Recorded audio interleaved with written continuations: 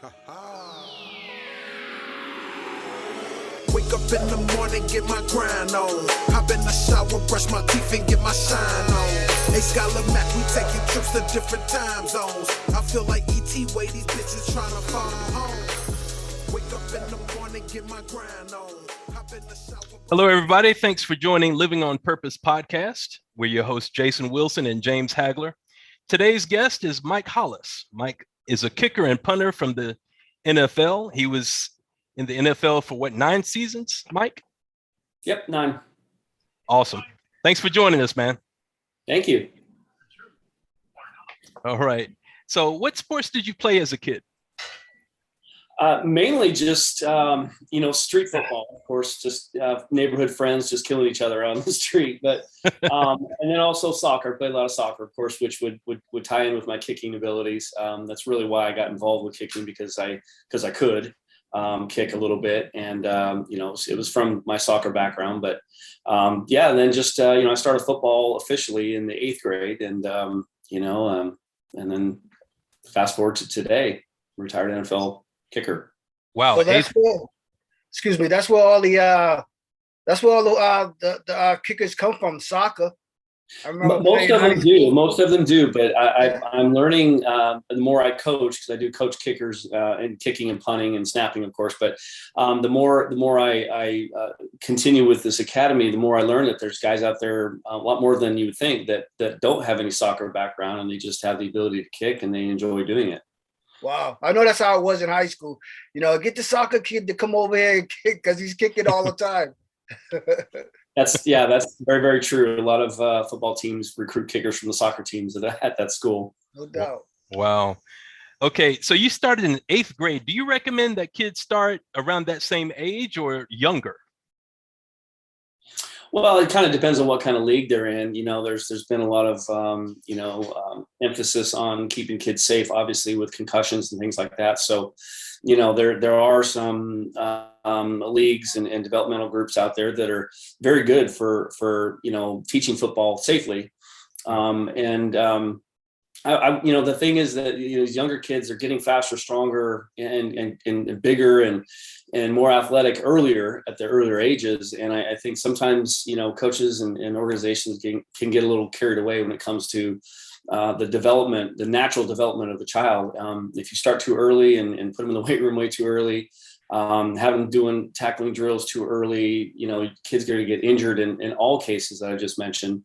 And so it's important to, think about safety first. And, as a kicker, I guess, it's not as bad, clearly, because we're not supposed to get hit. But for the most part, I would recommend just up to the parents and just kind of, let them decide when they want their kids to start playing football, and then find an organization that's not going to be too aggressive when it comes to youth development in those areas. That's very helpful. I have a child. He's 12 years old, and he wants to get into sports really right now. Do you recommend that kids take supplements? I wouldn't, honestly. I mean, it's a little early for that. I mean, when you say kids, what age group are you defining at that point? 12, 13, 14 years old? Later, 14, 15, 16, maybe. But, I'm a big fan of just eating healthy and eating, natural foods, lots of fruits and vegetables. Clearly, kids, it's going to be a struggle to get them to eat. Even I struggle to eat fruits and vegetables, but it is, you are what you eat. And, there's a lot of supplements out there that may not be as good for you as you might think. They're processed, and there's a lot of things in there that are not natural. And so you have to find the right ones. Yeah. That are natural and healthy. But again, you have to understand they're all processed, most of them, I guess. But, when you have processed foods, that's man-made, essentially, not naturally. It's again, up to the parent and up to the research they do on those products. And they usually, that's when they usually start lifting weights, about that time, around 15, 16 years old. Yeah, but the thing, I understand lifting, and I'm in a little different category because I am a kicker, and I'm not really a big fan of the weight room when it comes to improving your kicking abilities. I'm a big fan of anaerobics type of workouts, things yoga. kicking is an explosive motion. So why would you practice? Well, it's an athletic motion, kind of explosive. But if you're in the weight room, you're shortening your muscles, lifting heavy weights, and you're making them big and bulky and uncoordinated.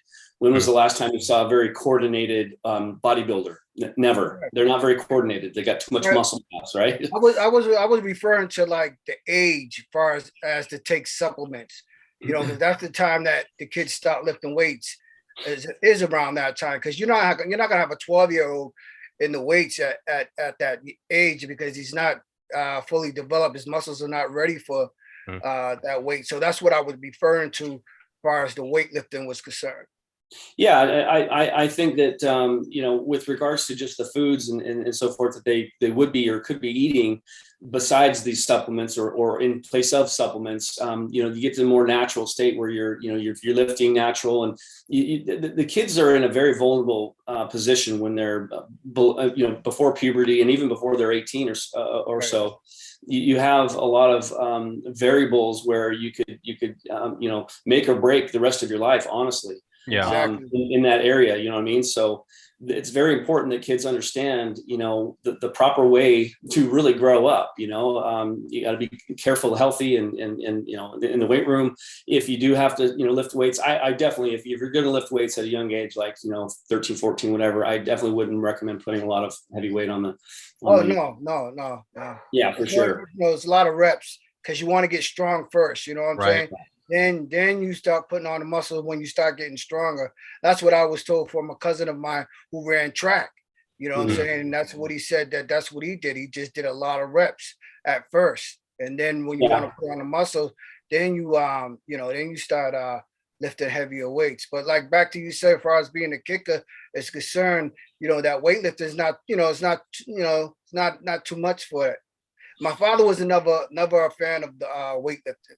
He didn't like he didn't like the weights. He never used the weights. So what you're saying is, you know, that yoga, he stretch. You know what I'm saying? Yoga is great. It keeps you flimsy. You know what I mean? Keeps you ready to go.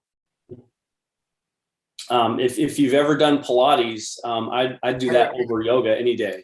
Because really? it's kind of a combination of both. It's yoga plus strength training. Yeah. Okay. And what it does is it elongates your muscles as you're strengthening them, rather than shortening your muscles as you strengthen them in the weight room. You're going to get real tight, obviously, with big bulky muscles. But Pilates was one of the best exercises I ever did as an NFL player. I was doing them, and primarily it was for my back. The way my back was, I've had some surgeries on my lower back, and they recommended, you know, the Pilates was a good, you know, obviously yoga is good as well, but Pilates is strengthening as it's flexing as well. My dad probably would have been interested in that, because he thought the weights tighten you up. And it's funny because I didn't believe him, you know what I'm saying? I really didn't believe him. And then one day I went to the weight room and I lifted weights. And if you ever lift weights and go play basketball, it's tough to do. You know what I'm saying? So I did the same thing with the boxing, and I said, oh, I see where he's coming at, what he's talking about now. You know what I'm saying? So that's the reason why he just wasn't for the weights as far as in the gym, in the boxing gym. I think you know, depending on what sport it is you're doing, I think you need to train, whether it's in the weight room or on the field, train accordingly. Do things that are going to be that are going to complement your actual skill. Don't do anything that's going to do the opposite. Right. Well, I think that's what a lot of people understand now, because back then in the 70s and 80s, they didn't understand that. And that's why you got people cross training before they fight. So what I'm hearing is cross training is, you know, it gets the fighter, it makes him more aware as far as like if he gets hurt or if he gets dazed. That's what that cross training does for a fighter when he does, you know, do the cross training. It keeps him aware, it keeps him more balanced as far as clearing his head when he gets, you know, dazed or if he gets knocked down. It gives him more strength to gather his thoughts and to bring him back to his feet. Good job. Yeah, Dante Wilder, that's what he uses. That's what he was a big fan of the cross training.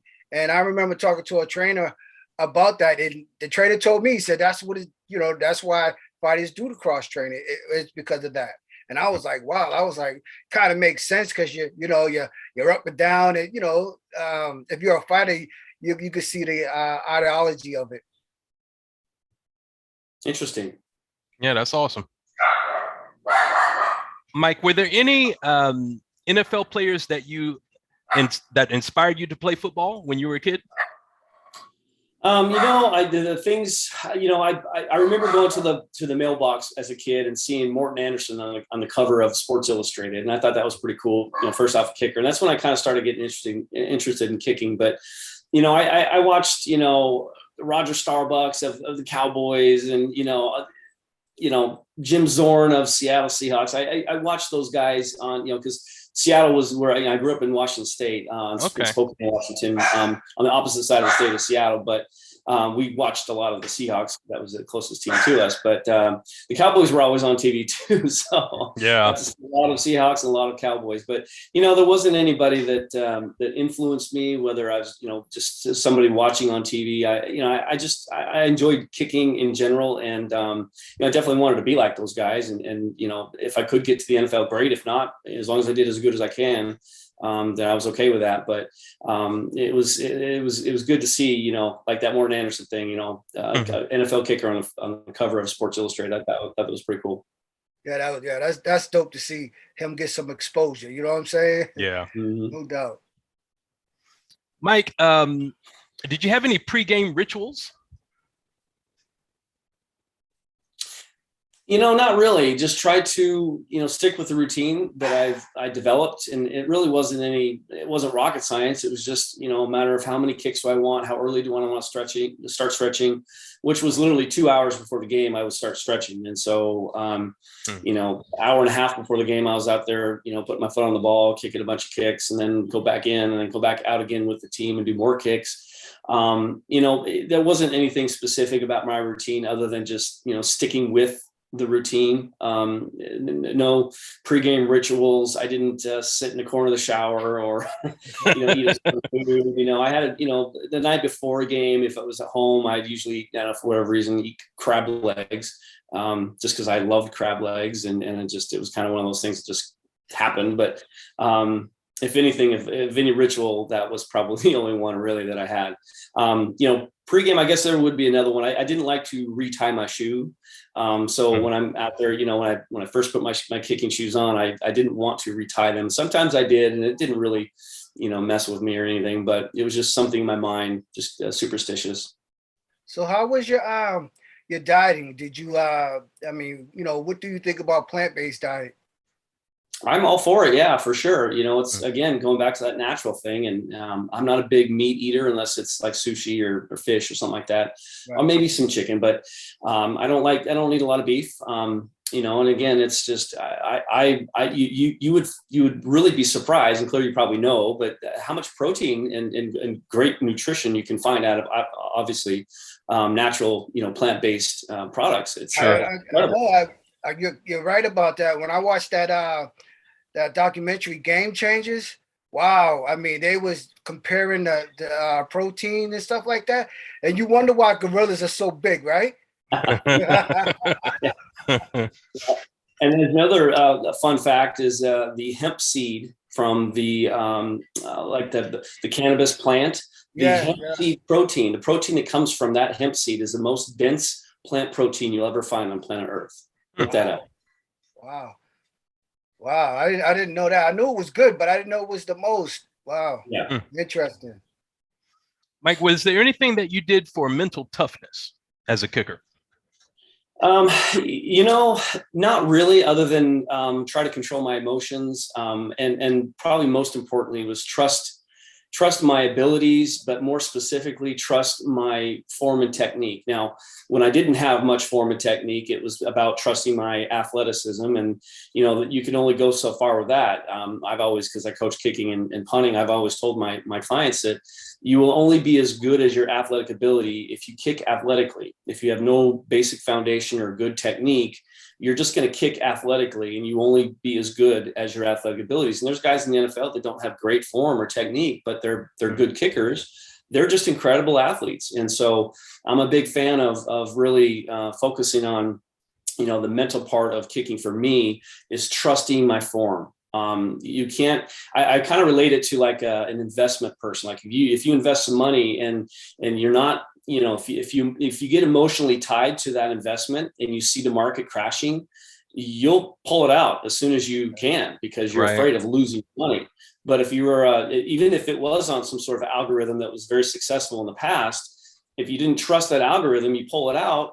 And next thing you know, 3 or 4 days later, it's gone up way past when you originally saw it go down. And so it's kind of like that in a sense where if you have a good foundation or technique or a basic, form that to follow and to kind of, trust and do on game day, you have the ability to trust that and use that as your abilities, not your athletic ability. Because when you get into a slump and you have nothing to fall back on, man, it's kind of like the end of the world. Like you have no idea what to do at that point because you don't know what you're doing wrong because you're just kicking the ball, you're steering it.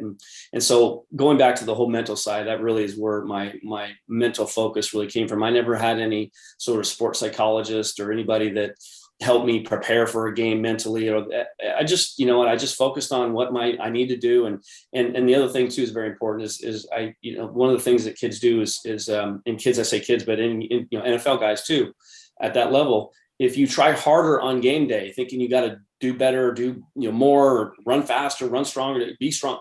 If you think about all that stuff, and as far as the kicker's concerned, if I think I got to kick farther, I got to kick it higher, I got to do all these things different than I would normally do, that's when you get yourself in trouble. So you can't try to do anything more than you've been doing a million times in the past. Just focus on what you've been successful at and just repeat. And that's the mental side of kicking for me. I never really got too deep into that.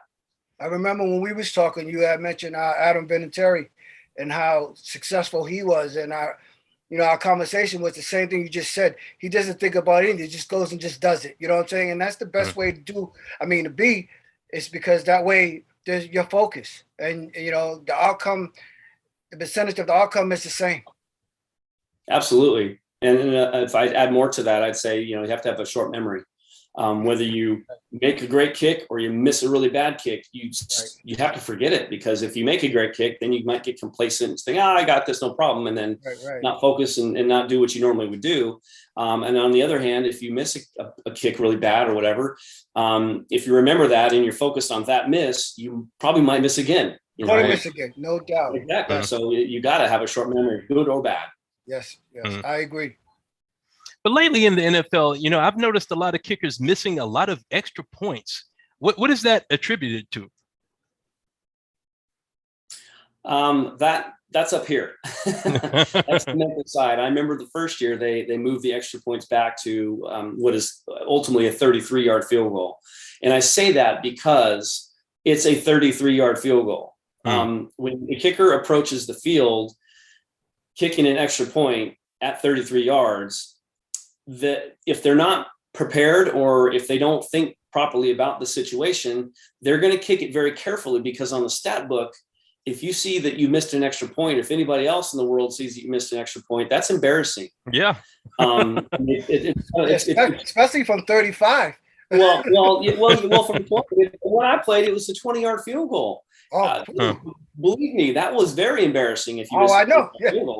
But it may not be as embarrassing, but it's just the stigma of missing an extra point. Just the term missing an extra point sounds really bad, scary, embarrassing. So what they're doing is kicking really carefully. They were doing things differently than they would normally do on any other 33-yard field goal. That's why I keep saying 33-yard field goal, because in the middle of the game, you go out there and attempt a 33-yard field goal. You don't treat it differently. Okay, it's 33-yarder. I'm just going to, do my form, trust my stuff, my steps, everything.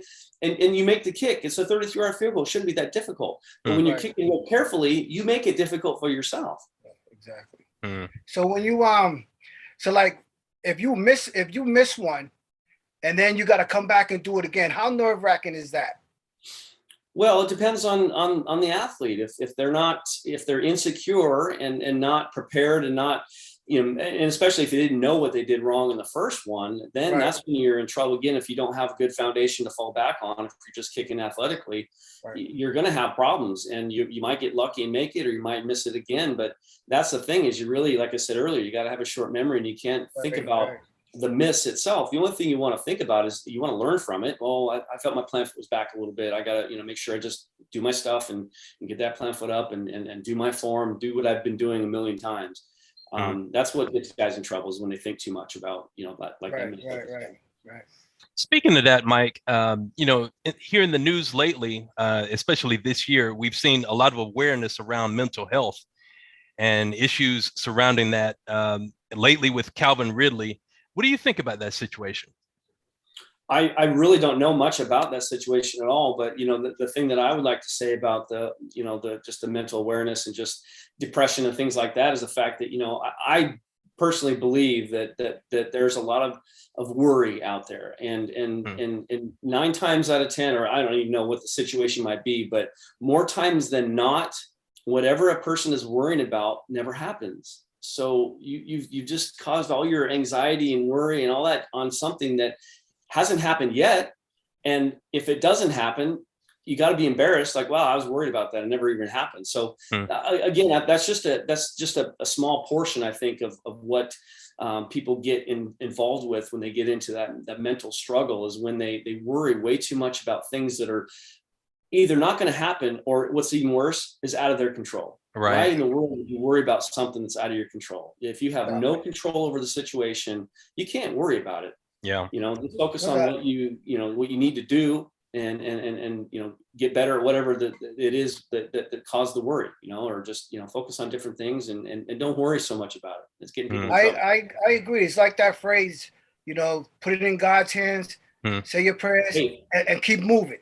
Faith. And it fixes itself. You know what I'm saying? It really does. And that's something that I have to do, because I worry about this and I worry about that, stressing about this. And next thing you know, my day's going wrong. Everything starts to fall apart. And I say, hey, wait a minute.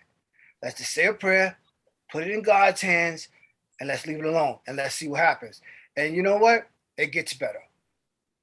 And I've noticed a lot of times what other things that people do is they make situations or processes that make them worry or get stressed out, or affect them mentally. They make those processes too difficult. They make everything so many. There's so many moving parts to all these things. If you simplify the process, and if you just dumb things down, you tend not to worry too much about them, in a sense. So, and I always relate to kicking in that sense, because I don't want to focus on 50,000 things when I'm kicking a football. I want to focus on a couple.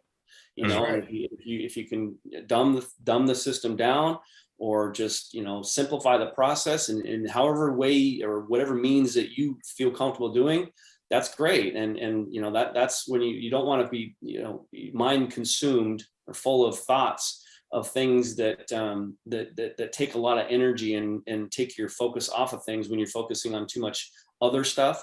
You just focus on a few things and learn how to make the process a lot simpler. You less stressed, and you won't have anxiety. And I think, again, in the long run, you'll be less, mentally, distraught.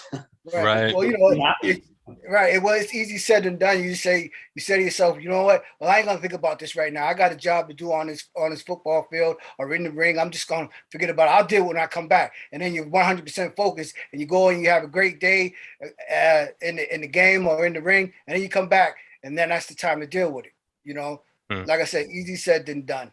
Yeah, absolutely. And that's another part of that mental side of kicking. And, when you're trying a long field goal, and people say, how do you deal with the pressure when you're kicking a long kick? And one of my best answers is like, what, honestly, I don't care where the ball goes. Right. What do you mean you don't care where the ball goes? I'm my technique and just putting my foot on the ball. And then if I do everything right, I look up, the ball should be going straight, so that's, again, you're worried about stuff that hasn't happened, and it's just it's very draining, and you have to, look at life in general with a smile and think of the positives about it, and think about things you can control, and don't worry about the rest.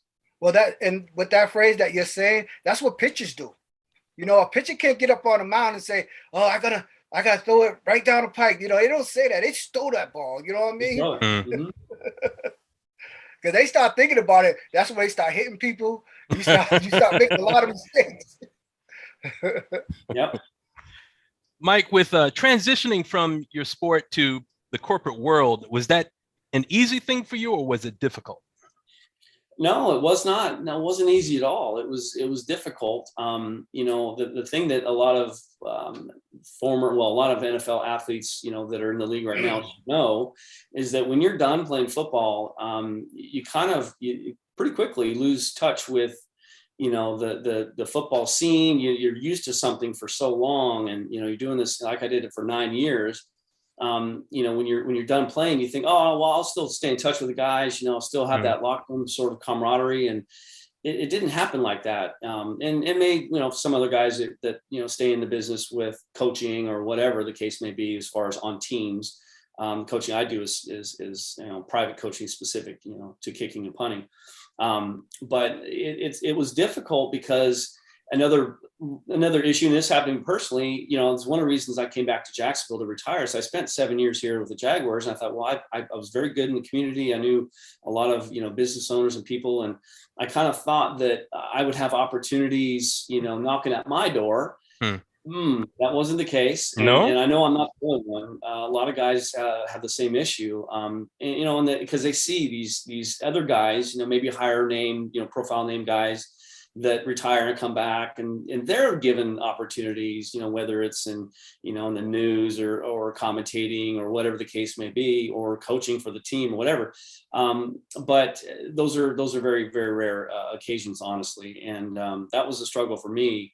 And not only that, you think about this too. This is an important point that Don Davey actually told me years ago. And Don Davey, by the way, is a former NFL athlete that retired, and he's one of the largest franchisee owners of Firehouse Subs. So he owns the most Firehouse Subs in the nation.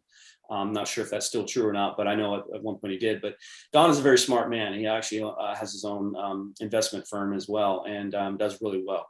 But he told me one time, he says, you think about all the years you spend in the NFL, the longer you play in the NFL, the further away from, your college degree you are. Your peers, who you graduated college with, have gone from college to their workforce, and they're in the force doing their thing, working and enjoying life and just living the dream. Well, you're like, for example, for me, I'm 9 years out of that. Then when I have to go back, I probably have to get another degree or get more certifications or go back to school, which isn't a big deal. But you forget that you're 9 years erased from what it was you were studying and what you knew, pretty well when you graduated college. And it's a challenge. No doubt.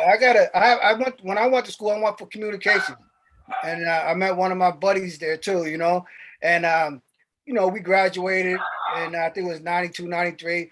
And we didn't do it. It was hard to get into the field because there was no job offers. So 20 years now, there's all kinds of job offers. And he said when he wanted to try to do it, he said, I had to go back to school because everything changed, technology changed, and he had to go back to school and learn it all over again. It's like that saying says, if you don't use it, you lose it. Yeah. Yeah, and that's true, and that's the thing too, is that I think that the NFL is getting better at this. Specifically, teams are preparing guys for the day that they may retire, and kind of more or less encouraging them to do things in the off season. Now, the NFL is like a 10-month job, 10 months out of the year, on average, I guess. You're with a team. You're pretty much consumed with football. Now in the off season, it's not as bad. All you're really doing in the off season is lifting and running, conditioning, that kind of thing. And some play study, film study, whatever the case may be. But a lot of guys have found that they need to start preparing for their retirement by getting into certain areas of interest while they're still playing. And, as tough as it may sound, because you don't have a lot of time, but if you're passionate about something and you want to learn it and get good at that and get yourself in the door earlier than later. That's one thing that I did not do at all. I kind of retired a little prematurely in my sense, because I had a third and eventually fourth back surgery that was kind of the major reason why I retired. But I wasn't ready for retirement in a sense, because I was ready to do my thing and keep going. But when it came time to, decide what I wanted to do, I didn't know what the heck I wanted to do. I'm like, well, I don't know what I wanted to do.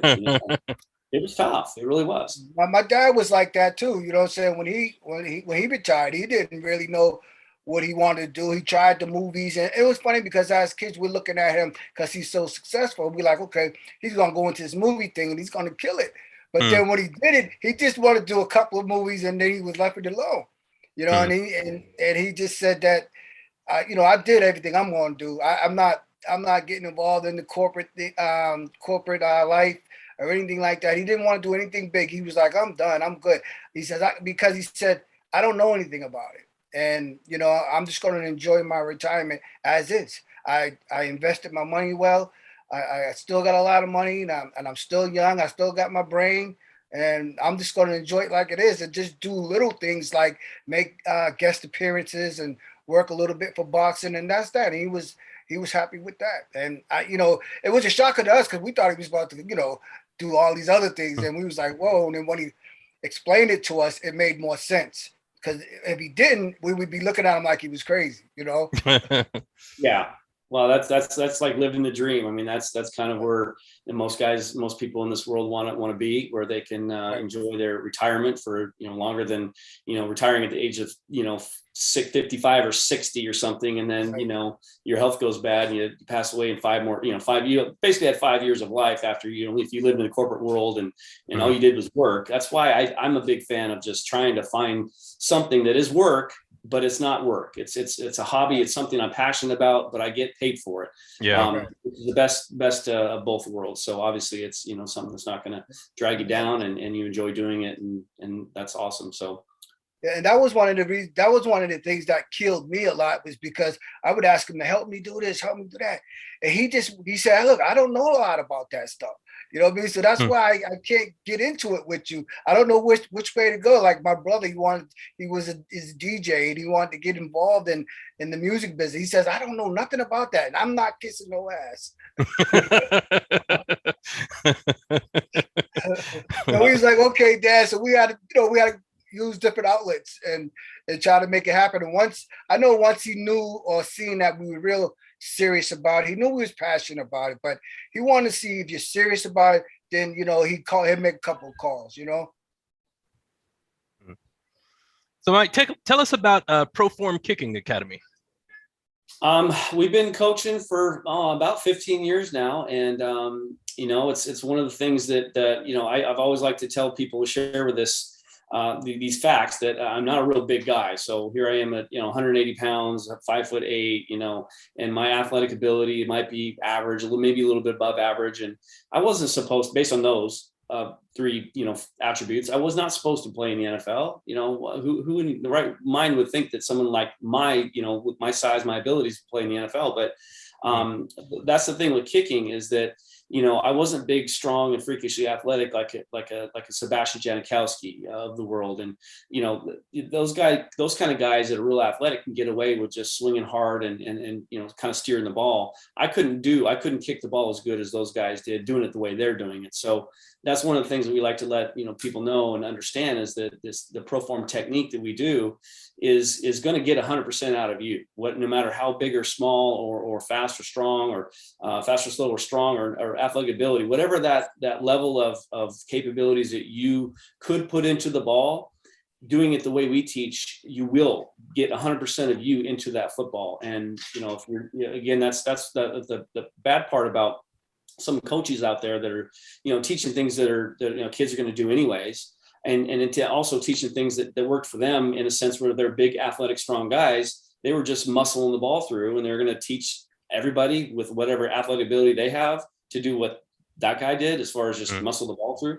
That doesn't really work, obviously. And, there's always a best way to do something, whatever skill it is in the world that you're doing, there's always the best way to do it. And we are very prideful and think that the way we teach and what we teach, because it makes sense once you understand it, but it's the best way of kicking the football. And I'm living proof of it. If I was big, strong, and freakish athletic, you say, yeah, Mike, you played in the NFL for 9 years because you're big, strong, and athletic.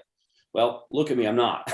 I can still kick the ball really well, and I can still do my technique really well.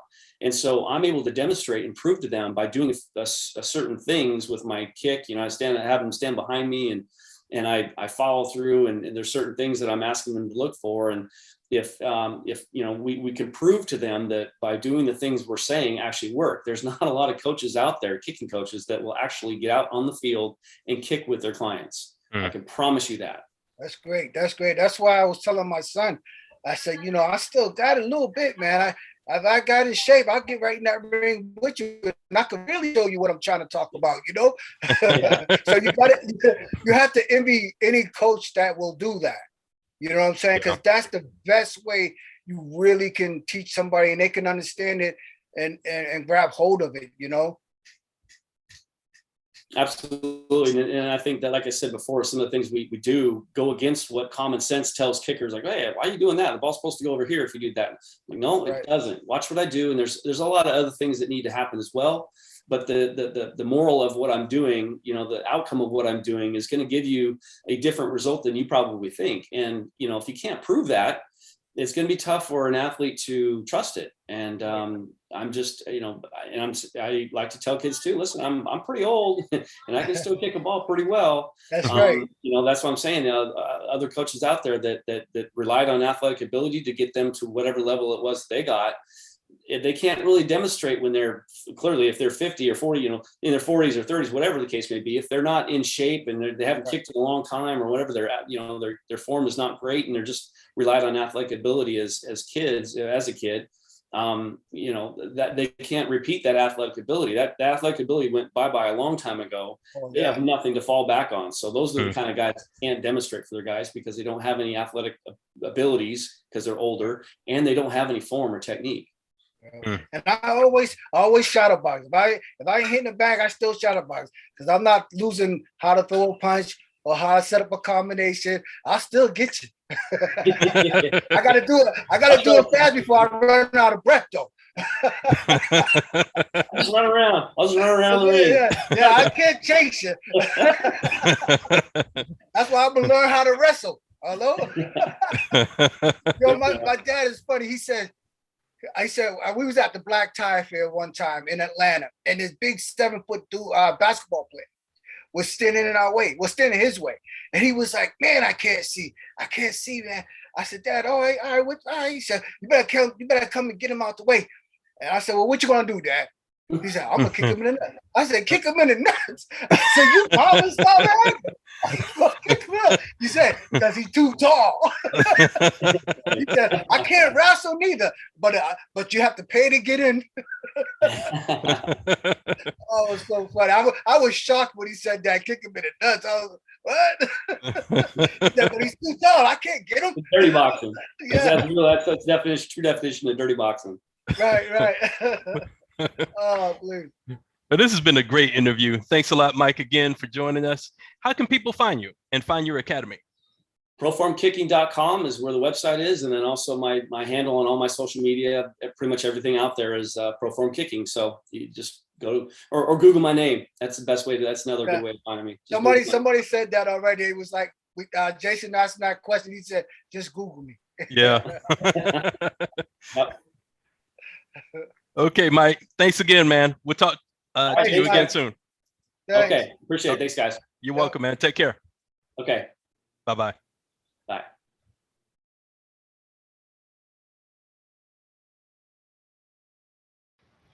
Thank you for watching Living on Purpose podcast. Subscribe to our YouTube channel.